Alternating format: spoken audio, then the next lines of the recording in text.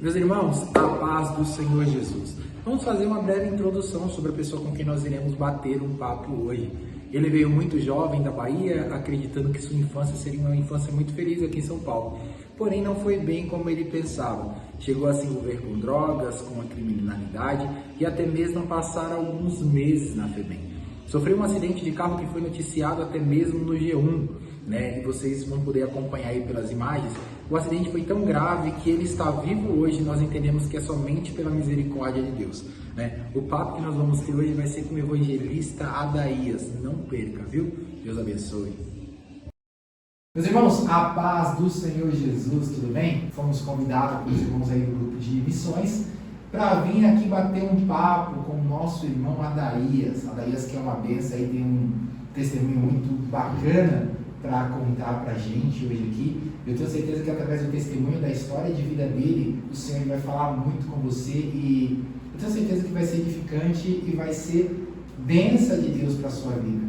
Meu irmão, e aí, tudo bem? Na paz do Senhor Jesus. Tudo bem, Senhor? Se apresenta. Meu nome é Adaías Santos da Silva, eu nasci na cidade de Capim Grosso e hoje eu faço 25 anos que moro aqui na cidade de São Paulo. Quando eu saí da Bahia, falei para minha mãe que ia vir passar um ano. E desse um ano já faz 25 anos que eu resido nessa cidade e muitas alegrias e tristeza. Mas hoje eu posso dizer que mais alegrias a cidade já me trouxe. É benção, mãe. Bastante tempo, não, a vida que você tem aqui em São Paulo, basicamente. Imagino que nessa sua estadia aqui em São Paulo deve ter tido muita história para contar. Bastante. Vamos falar de algumas das histórias aqui que você tem para contar aqui, que eu sei que vai ser edificante. Meu irmão, Adaías, como que foi a sua infância, meu irmão? Como eu citei aqui, né? Nasci na cidade de Jacobina, fui criado na cidade de Capim Grosso, nasci em berço evangélico, com o meu avô Cândido Alves, pastor, minha mãe, meus tios Israel, Esté, Eli, todos eles criados na igreja, Assembleia de Deus Missão. Nasci na igreja, aos 13 anos de idade foi quando aconteceu algumas coisas e acabei indo para o caminho do mundo, né? Na cidade da Bahia mesmo já comecei a frequentar festas, já conheci a bebida, e aí de lá para cá, no começo era uma coisa muito divertida, a gente ia para as festas, brincava, dançava, aprontava, fazia tudo aquilo que um jovem faz, né? Porém, isso é tudo só o começo. Sempre no começo, quando a gente sai do caminho do Senhor, aquele mundo é tudo novidade. Antigamente, a gente tem uma vida regrada, né? Isso eu não posso fazer, isso eu não posso, isso eu posso, isso eu não posso. E a gente criado na rua com vários amigos que tudo poderia fazer. Eles falavam palavrão, era normal. Tudo que eles faziam para eles era normal, mas para mim não era, porque a minha mãe me ensinou sempre a não falar. A igreja sempre conduzia no caminho correto, né, mais correto. Aí daqui a pouco você está fazendo parte desse mundo agora. Só para entender um ponto rapidinho, você frequentou a igreja antes de tudo isso acontecer, quando você era menor? Nasci na igreja. Nasceu na igreja? Nasci na igreja. E aos 13 anos de idade que eu comecei a frequentar no grupo de amigos, frequentar festas, e aí na brincadeira de futebol e tudo mais, a gente acabou se afastando do caminho do Senhor. Aconteceu algumas coisas e acabei que saindo de vez da igreja. Antigamente eu ia para o culto, a minha mãe chamava, eu ia, tinha vezes que eu não ia, mas chegou o ponto que eu falei, não vou mais e vai ser isso. A mãe até um certo ponto ela consegue levar a criança, mas chega a certo ponto que a própria família não consegue mais. Aí elas são obrigadas a deixar você seguir pelo caminho largo, né? E aí sim foi na minha vida, e comecei com essas festas, com toda aquela diversão, que aquilo era um mundo de tudo não posso, agora eu posso tudo, eu já comecei a falar palavrão. E sempre foi meu pai, sempre foi tudo para mim, mas eu queria conhecer essa figura paterna. Aí foi onde que despertou a vontade de vir aqui para São Paulo. Aí no ano de 98, meu irmão Marcos, o Dai, foi ficar um tempo lá na Bahia. Aí quando ficou de eles voltar, foi o Marcos, a Cássia, a Camila. E aí eu fiquei muito apegado com o meu irmão, o Dai, o Marcos. E aí quando eles veio para retornar para São Paulo, eu aproveitei a oportunidade e falei para minha mãe, eu posso ir para a Bahia, para São Paulo com meu pai? Ela ficou muito triste, né, pelo fato de que a penso sempre ali com ela, mas ela viu que era necessário, aí deixou. Aí foi quando eu vim para aqui, cheguei aqui no finalzinho de 97, 98, eu não me recordo bem. Aí foi quando eu cheguei aqui em São Paulo. E aí, quando a gente chegamos aqui, eu tinha 14 anos, um moleque muito novo, aí vi que a realidade Diferente. é totalmente diferente de um interior da Bahia, uma cidade na época não tinha nem 30 mil habitantes. Aí você cai na maior metrópole do país, a terceira do mundo, em um lugar chamado Capão Redondo, Campo Limpo, um lugar onde o índice de violência era muito alto. E aí a gente acaba que tendo que se adaptar a essa nova realidade, né? Até aí você não conhecia seu pai, então você estava na Bahia, você não conhecia. Meu pai, quando você estava em casa, você já conhecia? Ele ia lá em ano em ano, em 2 em 2 anos, ele sempre ia, mas assim, era só vir aqui, pai, tudo bem, e aí ele retornava e nunca tive a convivência. O que eu queria era conhecer ele nessa parte, da convivência, saber o que é. A gente não tinha ideia. Eu via os pais dos meus amigos, mas eu não sabia o que era ter um pai. Então essa foi a principal razão qual eu vim na época. Eu amava muito ele, eu amo até hoje, né, claro, e eu tinha essa vontade. Despertou, então você estava lá, você via seu pai não com muita frequência, isso despertou uma vontade de ter uma convivência maior com ele. Isso, e também eu fiquei muito apegado com o meu irmão Dário, Marcos. Eu era muito apegado com ele, a gente ficava junto, acho que ele ficou um ano lá, era todos os dias. Quando eu dormia na casa da minha avó, que ele morava com a minha avó, a falecida Ana, e o meu avô paterno, que é o Antônio, ele morava lá com eles. E aí, quando eu não dormia lá, ele dormia na minha casa, e a gente ficou muito apegado. E aí foi também um dos motivos também, que aí vamos para São Paulo. Ele falava de São Paulo e eu só tinha São Paulo que eu via na televisão. Parecia ser um lugar excepcional. E no meu imaginário era uma maravilha, né? E é uma maravilha, mas também tem vários pontos que é necessário tomar um cuidado, né? É que toda grande metrópole tem isso, né? Para a pessoa que é do interior, as grandes metrópoles, assim, principalmente antigamente, trazia aquela ideia de um lugar bacana, de dinheiro e desperta um certo... Desperta porque o ano de 2000, de 1950, 60, 70, o Nordeste passava por uma seca enorme, então não tinha emprego, não tinha expectativa, não tinha nada, tudo era São Paulo, Rio de Janeiro. Era a única esperança do nordestino, era vir para a capital para poder trabalhar, produzir alguma coisa e retornar. Talvez, se eu esperasse um pouco mais, talvez a história poderia ser diferente. Mas como nós sabemos, Deus, Ele sabe de tudo e muitas das coisas tinha que acontecer para nos construir, né? Porque aquilo que não nos mata, nos fortalece, né? Com certeza. Quando você veio aqui para São Paulo e você chegou aqui e tudo, você passou por algum tipo de dificuldade? Sua adaptação aqui foi muito rápido? Você começou a morar com seu pai, você começou a se dar bem? Como que foi quando você chegou para cá? Chegou a passar alguma dificuldade? Não passou? Como que foi esse... Dificuldade, assim, de faltar comida? Não, nunca. Meu pai sempre ele estava morando numa casa, a minha irmã Elisete, quando eu cheguei, morava aqui também. Aí Camila, Cássia, Marcos, a esposa do meu pai, a Viviane, e mais 2 filhinhas dela, numa casa que não era tão grande. E assim nós ali se virava, mas meu pai nunca deixou faltar nada pra gente. Porém, eu comecei a me envolver na escola, foi o ponto inicial, que é onde eu era muito desenvolvido na escola. Na Bahia eu era um bom aluno, sempre tive boas notas, tanto é que eu cheguei aqui em São Paulo já cursando a 6ª série com 13 anos. Para a idade era muito bom. Tá na frente.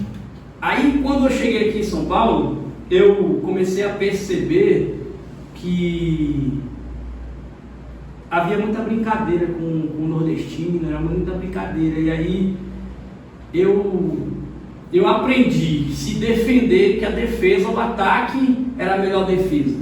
Eu aprendi que se você fosse um menino bom, quietinho, aqui no Capão Redondo não ia funcionar.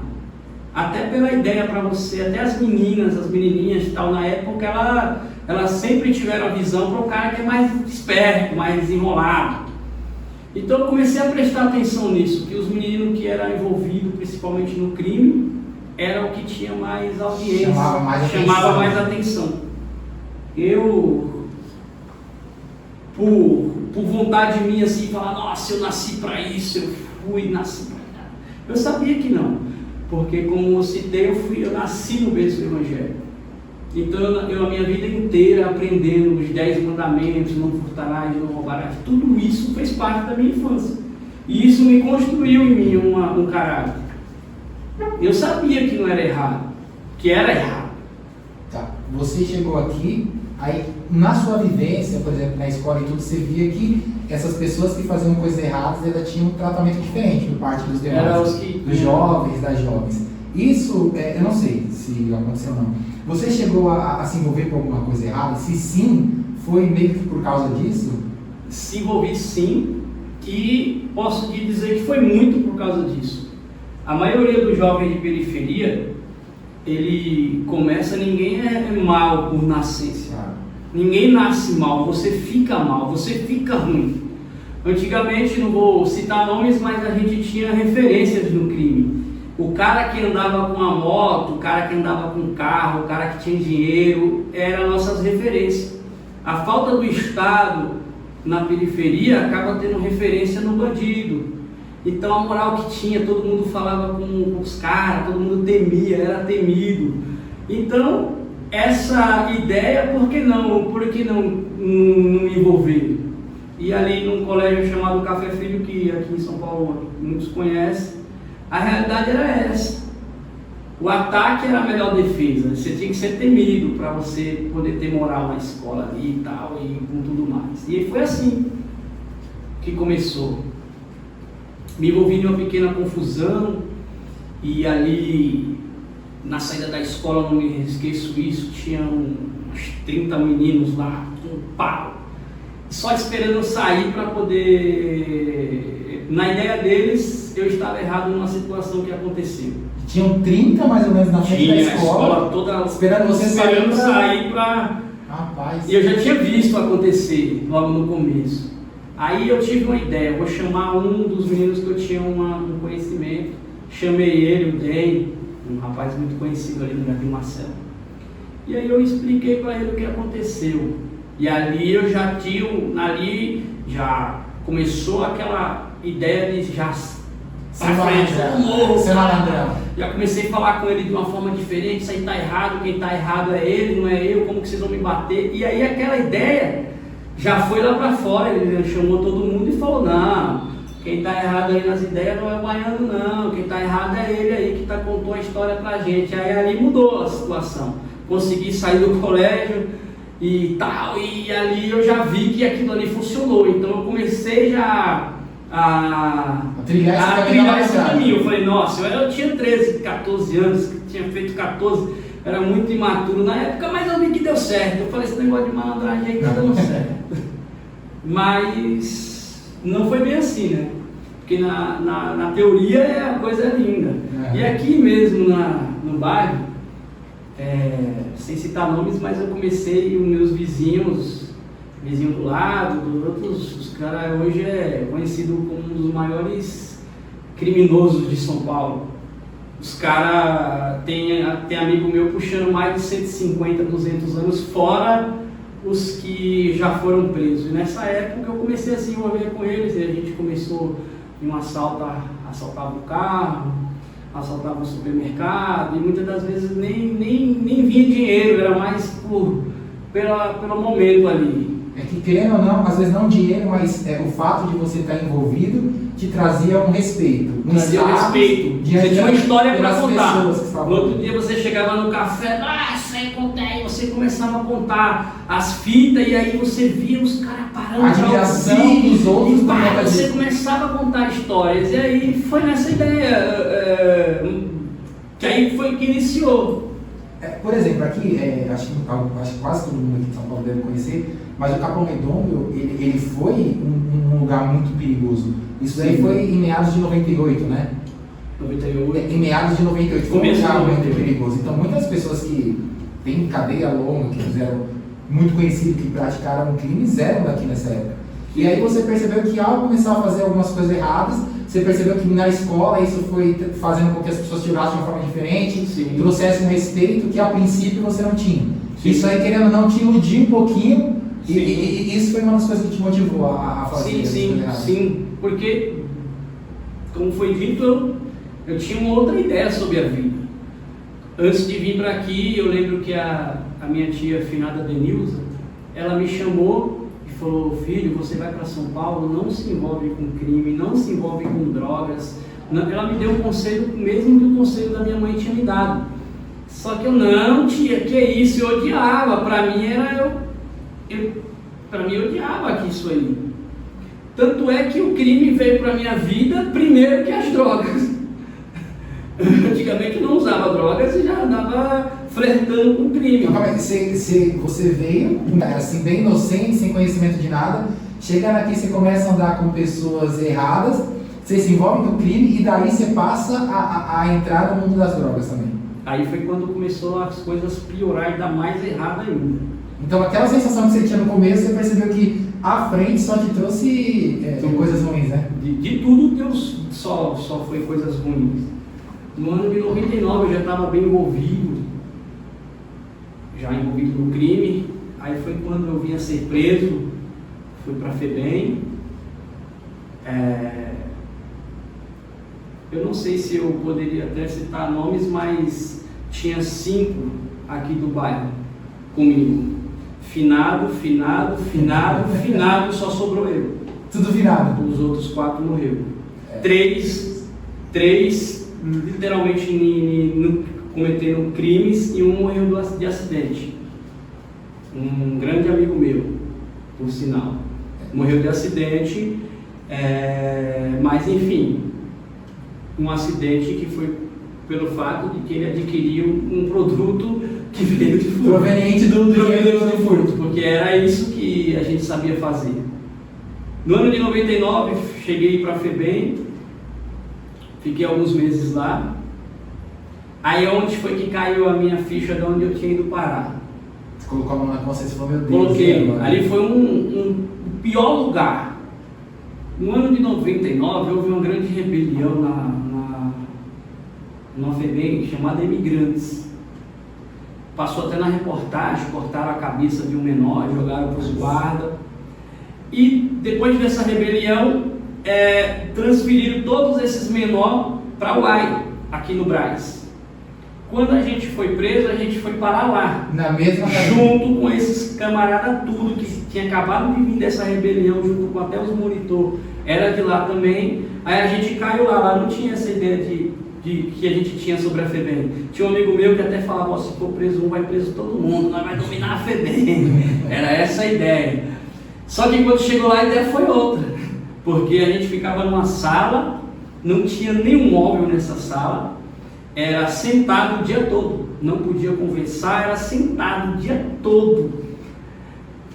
Você começava a parar para raciocinar e falar: meu Deus, eu via a FEBEM, era campo de futebol, era refeitório, era outra ideia que a gente tinha na mente. Aí você chega lá, você fica sentado o dia todo, foi dias horríveis. Você chegou lá, você foi preso, você chegando lá, nesse momento você tem que ficar sentado por alguns dias, como que funciona? Não, porque lá essa UAI na época era só uma triagem, você era preso, você foi preso aqui em São Paulo, aí você ia para a UAI. Da UAI você era transferido para Tatuapé ou para Imigrantes, porém tinha destruído a Imigrantes, uma rebelião lá que destruíram ela toda, então não tinha para onde jogar esses menores.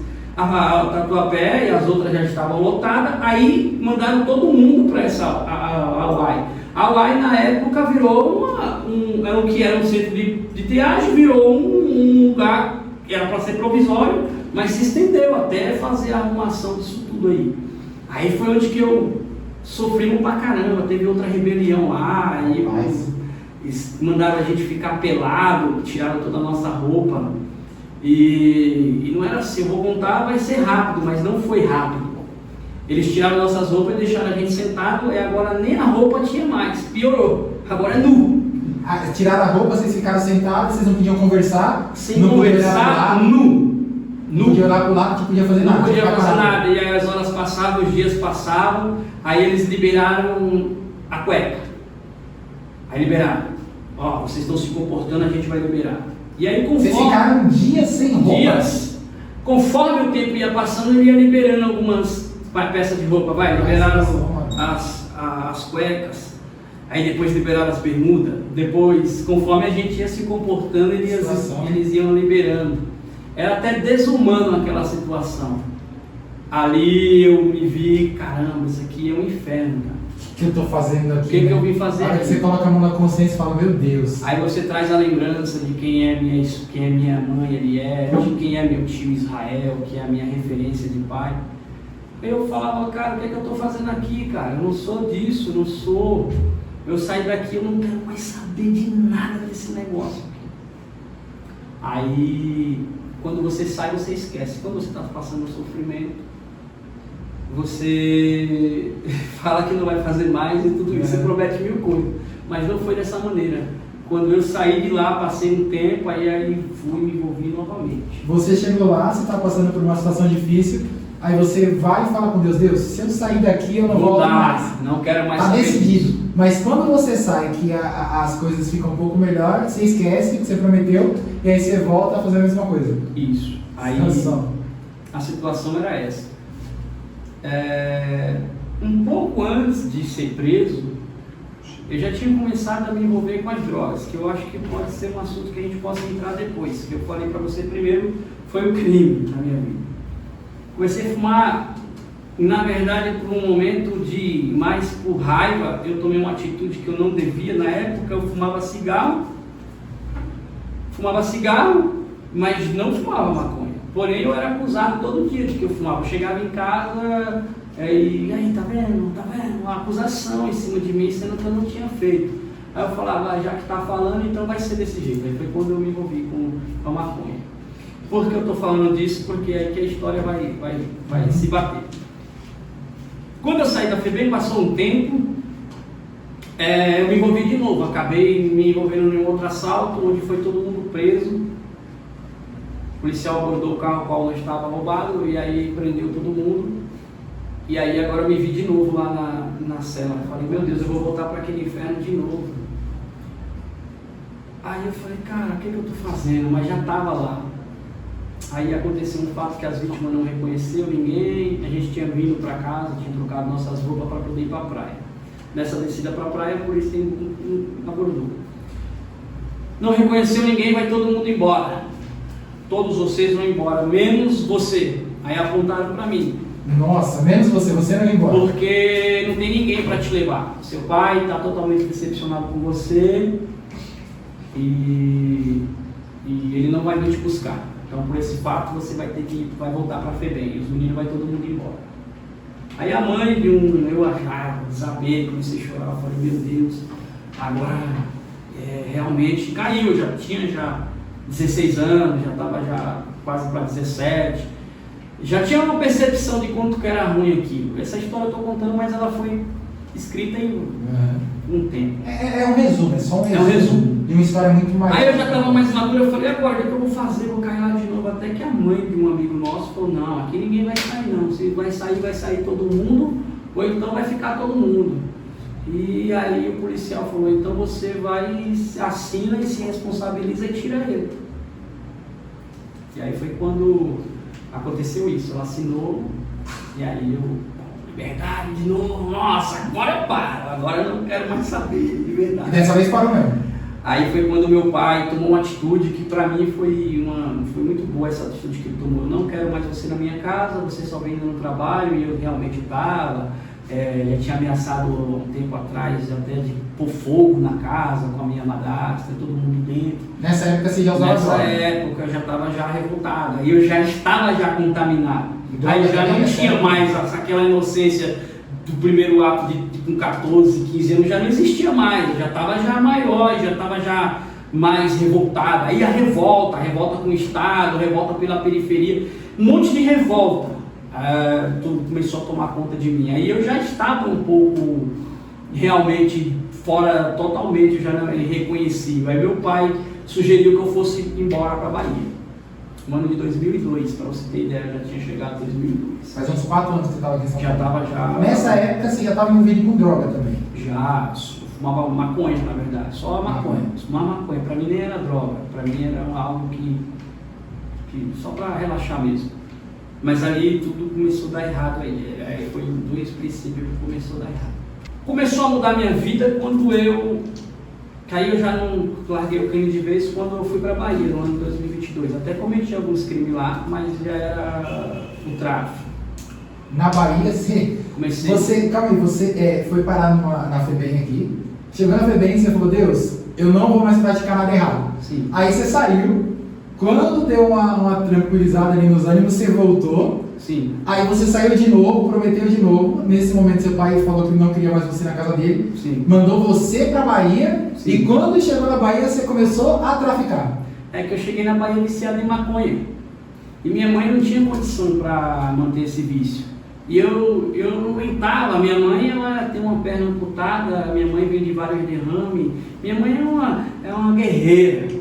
E eu não achava justo eu pedir dinheiro para ela para eu ficar fumando maconha. E eu era muito viciado, eu fumava muito. E não tinha dinheiro para... E não tinha dinheiro, até que eu tive uma ideia de...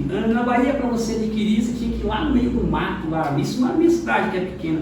Você tinha que pegar a bicicleta, entrar no meio do mato, onde ficavam os traficantes, lá no meio do mato. Eu tinha uma casa que era no centro da cidade. Minha mãe morava na periferia, que é ali conhecida como Toca. E a gente tinha uma casa onde eu fui criado que é no centro da cidade. Então eu basicamente dormia na casa da minha mãe, mas ficava o dia todo na minha casa lá do centro, fumando maconha, bebendo, ia uma turma lá para casa, a gente fazia uma bagunça danada. E aí eu comecei a ver que eu tinha um conhecimento muito grande. Eu falei, por que não vender para adquirir o dinheiro? Aí eu fiz uma parceria com um traficante que tinha lá, que é até finado também. E aí eu comecei a fazer a venda lá mesmo dentro da cidade. Já não tocava mais a mão em um revólver, já não fazia mais essas coisas, porém eu entrei no tráfico. E aí isso começou a fazer parte da minha vida. Aquilo que foi só para conhecer São Paulo virou agora algo que era rotina na minha vida. Crime e drogas, né? Porque eu já não praticava mais o 5-7, mas agora estava no tráfico. Uma vez um primo meu me chamou e me perguntou, você está envolvido com alguma coisa aí? Eu falei, não. Ele disse, se você tiver, ele era escrivão. Se você tiver, é bom você ficar esperto, porque os caras estão muito de olho no movimento lá da tua casa. Aí, poxa, eu não falei para ele o que estava acontecendo, mas eu sabia o que estava acontecendo. Eu falei, cara, o que eu estou fazendo da minha vida? Se eu ser preso aqui com isso, eu vou matar minha mãe de vergonha. Minha mãe é conhecida na cidade inteira como evangélica, meu tio. Cara, os princípios não são esses. Eu já tinha 17, já estava para fazer 18 anos. Aí quando eu falei, não quero mais saber disso aí mais não. Vou embora para São Paulo novamente, vou tentar arrumar um emprego, vou tentar trabalhar e vou mudar a minha vida. Porque não é dessa forma que tem que acontecer. E nessa época já tinha uma pessoa muito importante que eu namorava ela, minha esposa. Ela convivia comigo, ela não fazia uso de droga, nada, nunca fez, mas ela bebia muito com a gente. E aí foi quando eu comecei a namorar com ela. Eu estou citando a minha esposa agora porque aí foi uma das peças fundamentais para estar onde eu estou hoje. Ela foi fundamental para que você retornasse para Cristo? Também, mas não foi ainda aí, ainda passou muito tempo ainda. Aí que começa a história ficar bem triste. mais ainda, né? Porque quando eu vim de São Paulo, da Bahia para aqui... A primeira vez que você está falando? A segunda. Você já tinha ido lá eu fui em 2001, fiquei o ano de 2001 inteiro lá, foi onde aconteceu esse tráfico. Teve toda essa questão do tráfico e tudo. E aí, o que te motivou a voltar para São Paulo? O fato de eu olhar para minha família, eu comecei a perceber, falei, cara, minha mãe não merece isso, minha família não merece isso, de repente parar uma viatura na minha casa e me levar preso por tráfico, ia ser uma vergonha que a cidade é pequena, cara, então ia ser muito feio. Eu falei, não quero mais isso, vou para São Paulo, vou trabalhar e vou retomar minha vida. Aí eu voltei para aqui, para São Paulo, em 2002. Só que a história começou a ganhar outros rumos. Foi onde eu conheci, através de um amigo meu, a cocaína. Eu ficava fumando baseado e eles fazendo uso de cocaína e falava assim, pô, você é uma maneira que você fica fazendo aí, cara. Eu via eles na picadinha totalmente diferente. Eu falei, cara, vou experimentar isso aí. Você tinha quantos anos nessa época? Eu tinha uns 18. Tinha uns 18 anos. Eu já estava aqui em São Paulo, já estava trabalhando com meu irmão. A gente chegou aqui e começou a fazer umas vendas de bolsas. A gente começou a vender bolsa, começamos na Avenida Paulista, a gente começou a ganhar um dinheiro vendendo bolsa, mas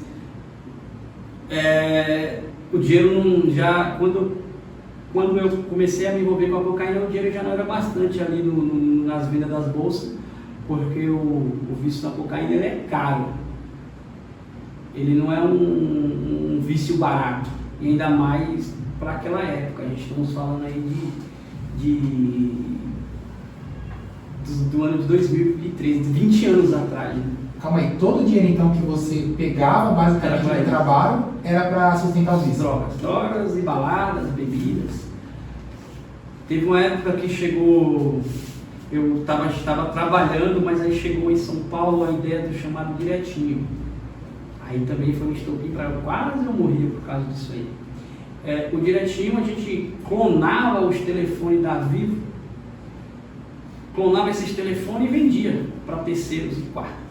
Começou a entrar dinheiro com força. Eu já não queria mais saber de venda de bolsa, eu já não queria mais saber disso, era só direitinho. Você começou a ganhar um dinheiro legal. Aí começava a ganhar muito dinheiro, muito mesmo. Para a época era muito dinheiro.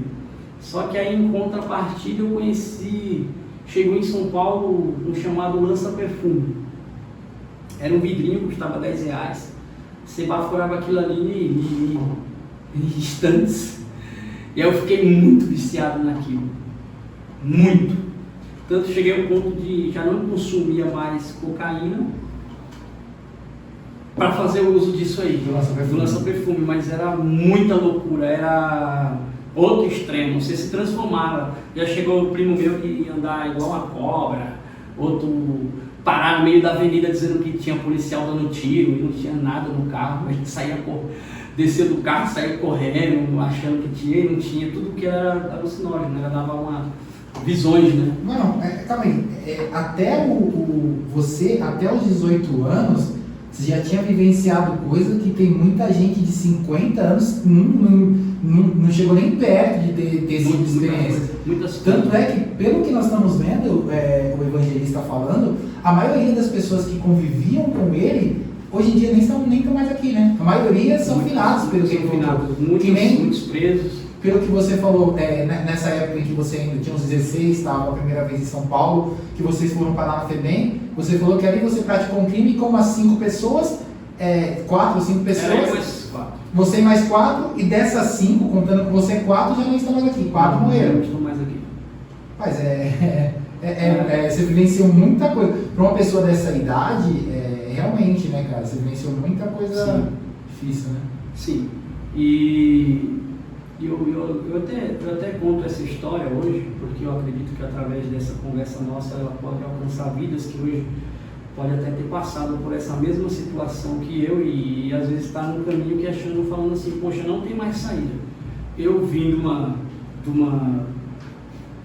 vivência que para mim também já não existia mais saída. Ninguém olhava para mim, não tinha mais ninguém. ninguém olhava para mim e falava, isso aí vai já era, esse cara vai morrer, vai aparecer morto aí, de overdose, alguma coisa, porque mesmo quando eu não estava cometendo mais crimes, porque chegou o tempo que acabou o negócio do direitinho, acabou tudo e eu continuava viciado.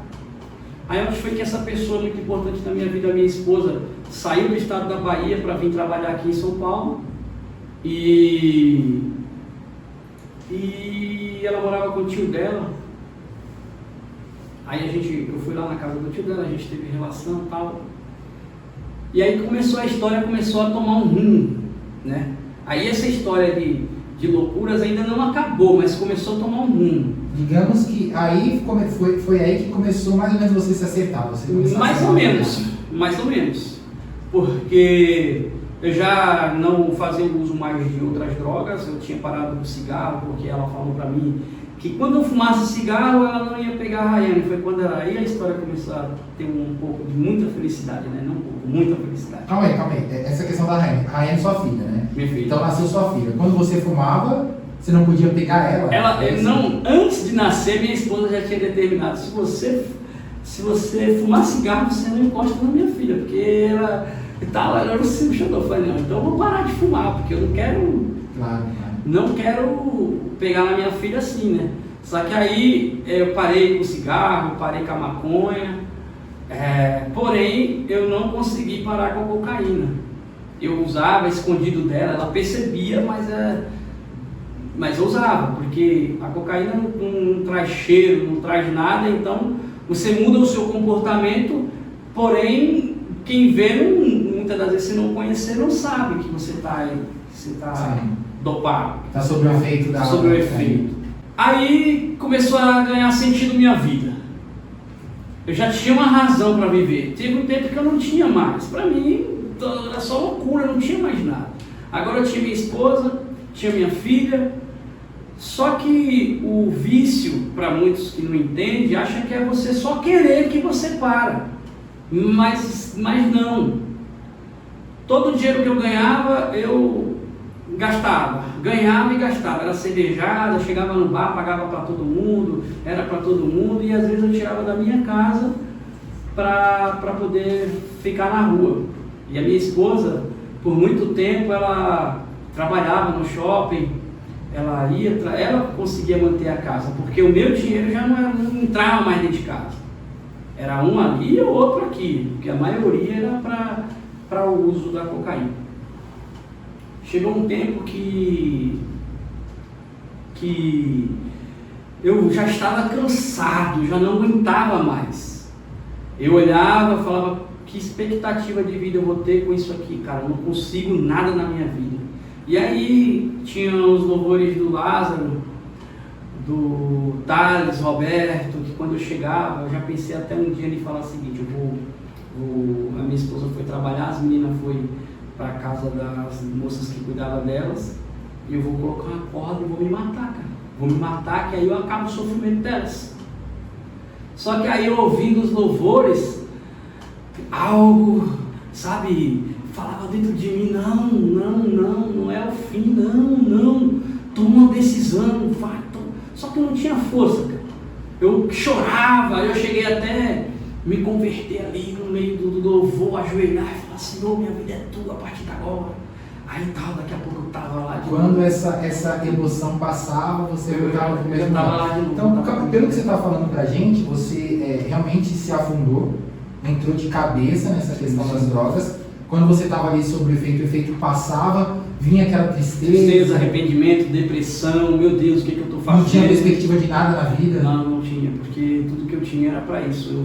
Eu podia estar com, na época não era muito dinheiro, mas tipo 300, 400 reais eu andava no bolso, eu já não cometia mais crimes.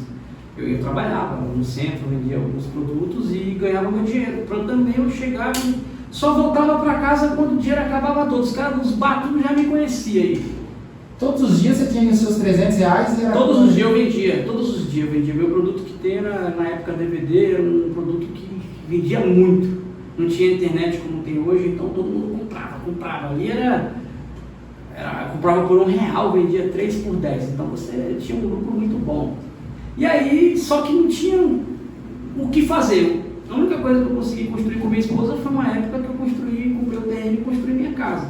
Foi a única época que eu consegui dar uma pausa, consegui dar uma segurada, e foi o que a gente fez, construindo nossa casa. Depois eu fui comemorar, mas já tudo de novo. Essa comemoração foi algo que te veio? Era tudo, eu não aguentava, até nesse meio tempo era menos, mas ainda existia esse problema na minha vida, que eu precisava tirar esse problema. O álcool e as drogas, era necessário sair da minha vida. Chegou um dia que eu estava num bar, que é conhecido como Lídio, na Avenida.